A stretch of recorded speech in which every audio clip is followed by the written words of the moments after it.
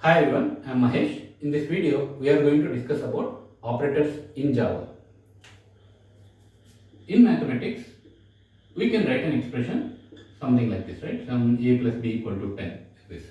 So here, a and b are called as operands. And we can see operators here, plus, equal to, these are called as operators. This is the basic understanding, right? Now, let us see what are all the different operators available in Java.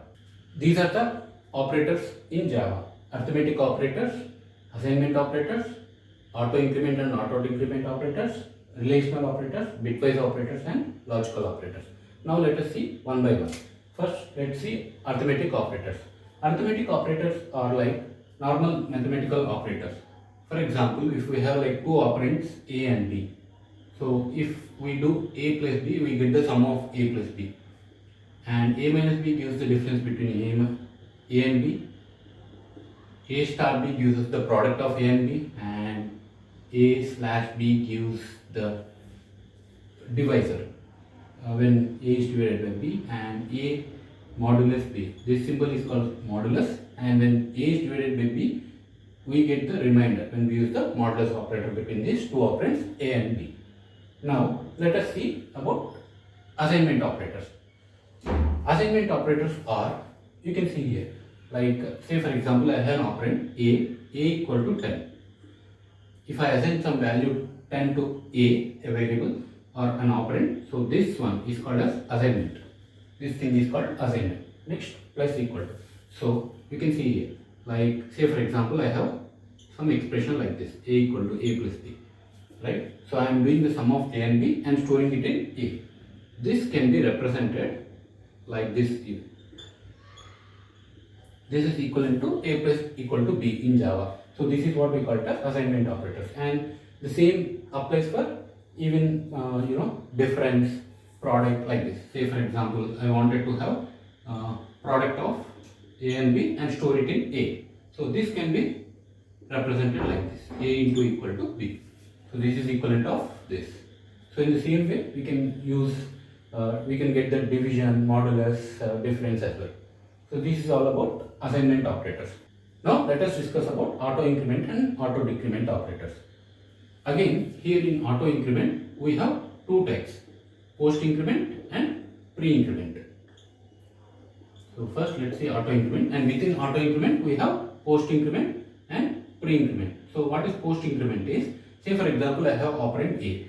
So if we can do a plus plus, meaning whatever the value stored in a is incremented by 1, and that is done whenever we use this operand in an expression. First, this operand is used, whatever the value stored in this operand is used, and then the value of this operand a will be incremented. This is what we call it as post increment.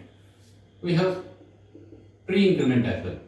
Say for example, if I use it like this, this is called as pre-increment, meaning if we use this expression in, if we use this plus plus a, this operator in an expression, then what happens is, whatever the value is stored in a is incremented first, and then the incremented value of a is used in that expression. So this is about post-increment and pre-increment, which comes under auto increment. In the same way, we have auto decrement as well.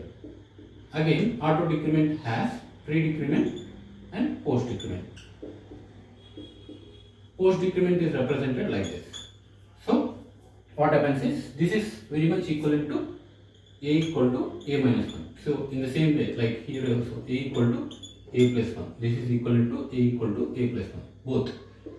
Both is equal to a equal to a plus 1, right? So, in the same way, a minus minus is a minus 1. You are decrementing the value of a by 1. So this is represented using this post decrement operator, and this, when we represent this with post decrement, what happens is, the a value, whatever is stored in a value, is used in the expression as is, and then the value of a is decremented by 1. In pre decrement, when we use like this, so this is also like equivalent to a minus 1. So both are like a equal to a minus 1,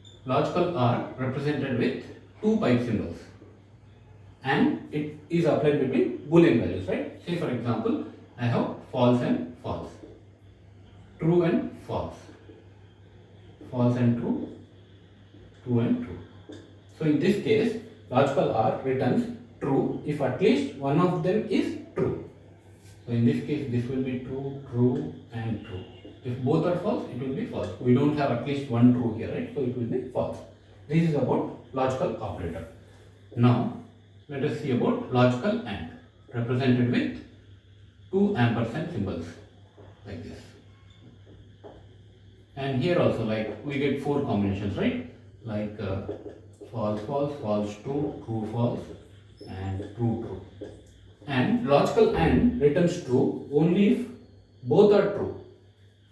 So only in this case it will be true. In all the other cases it will be false. So only if both are true, logical AND returns true. Whereas in logical OR, if at least one of them is true, it will return true. And the last one is not symbol. So logical, we say it not, represented with exclamatory mark. So when we have any boolean value like true, say for example true, when we apply this logical not on this, it returns false. And if we have false, when we apply this logical not, it returns true. This is all about logical operators, and this is all about operators in Java. Now let us see an example on all these operators. Let us create a new class. We'll name it as operators, and we'll select this main method, finish. Let us take two variables, a and b, and I will assign some value 20 to a and 10 to b. Now let us see arithmetic operators first. Arithmetic operators are like plus, minus, asterisk, slash, and modulus, right? So let us see that. I wanted to display the result on the console. So I'll say just like a plus b. I wanted to display this on the console.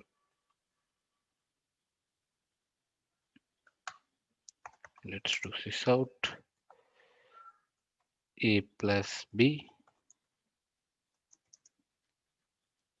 We are going to find the sum of a and b.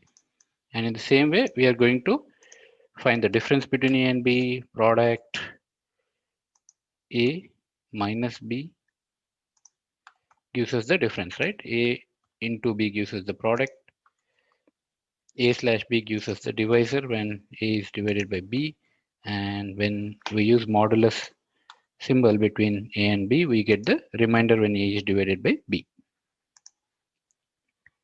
Now let us run this code. You can see here a plus b is 30, 20 plus 10 is 30, a minus b is 10, 20 into 10 is 200, a slash b is 2, and when 20 is divided by 10, we get 0 as remainder. This is about arithmetic operators, right? Now let me comment this and let's try assignment operators.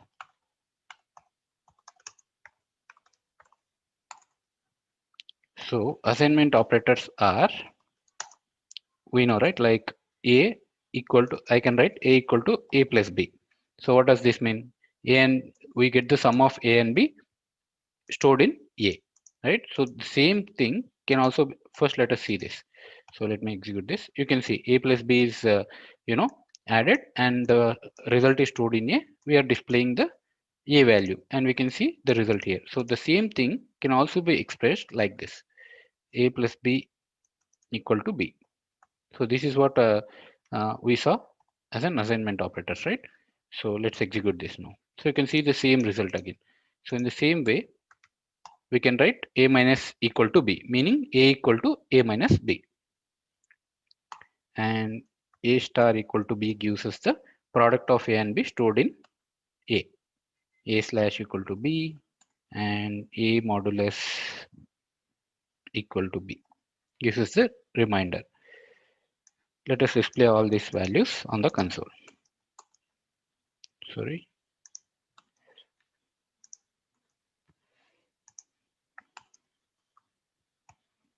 And you can see almost this is equal to what we got in the arithmetic operators, but this time we use the assignment operators. Now let us see an example on auto increment and auto decrement. Auto increment and auto decrement. So let's say, for example, I have a, right? Let me print a plus plus. So which is the post increment, right? And let us also print pre increment, that is plus plus a. Let us see the results now. You can see here, first one is 20. So you can see a value is 20 and a plus plus is returning us 20 and plus plus a is returning 22. So what happens here is when we are representing a plus plus post, when we are using post increment operator, a value is used as is and then the value of a is incremented. So it becomes 21 after a is displayed. Now the current value of a is 21 and when it comes to this line, second line, so then what happens is plus plus a. So whatever the value of a is there, so it will be incremented by 1 and then it will be displayed. So it was already 21, so it will be incremented by 1, so that is 22. So that's why we see here 22. We can notice the difference like this. Say for example, I wanted to store result in R, some R, right? Now what I'll do is I'll display a value here, and again what I'll do is R equal to plus plus a. Again we'll display a value here. A as well as we'll also display R value.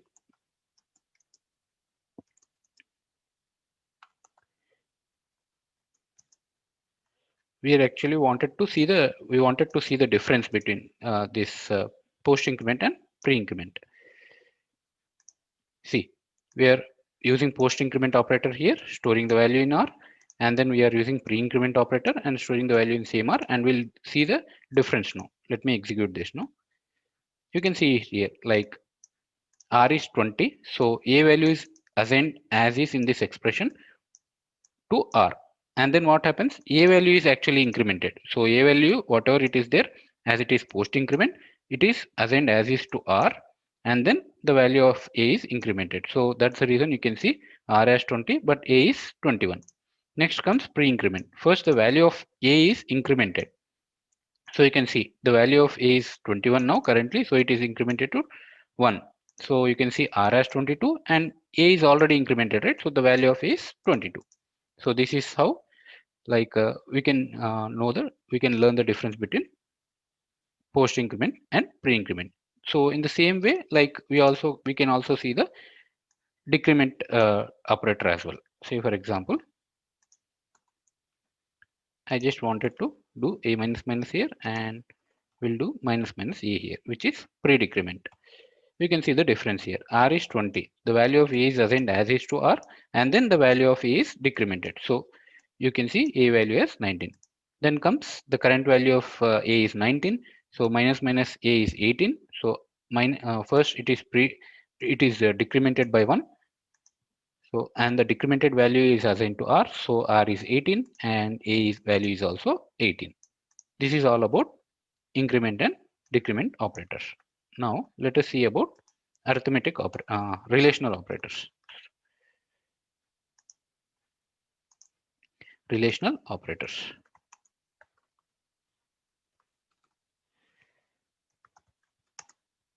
Relational operators are like, say for example, I wanted to find if A is greater than B. This returns a Boolean value, right? So let us try this. A greater than B. You can see here. Is A greater than B? Yes. True. Because 20 is greater than 10. So it returns true. In the same way, we can use other relational operators as well. Like is A less than B? is A okay greater than or equal to B, less than or equal to B, and A is equal to B, and we also wanted to find if A is not equal to B. In all the cases, it should actually evaluate the expression and should return as the Boolean value, that is either true or false. Now let us execute this. You can see in the first case, as A is greater than B, 20 is greater than 10, it is true.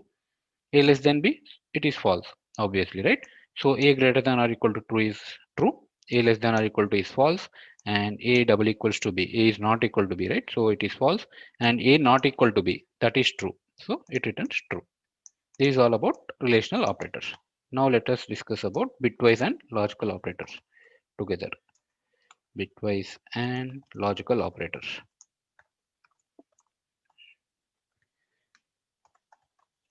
So to understand this, let's actually write an expression A less than B, and I'll write here A plus plus less than C. So you can see here, is A less than B? False, right?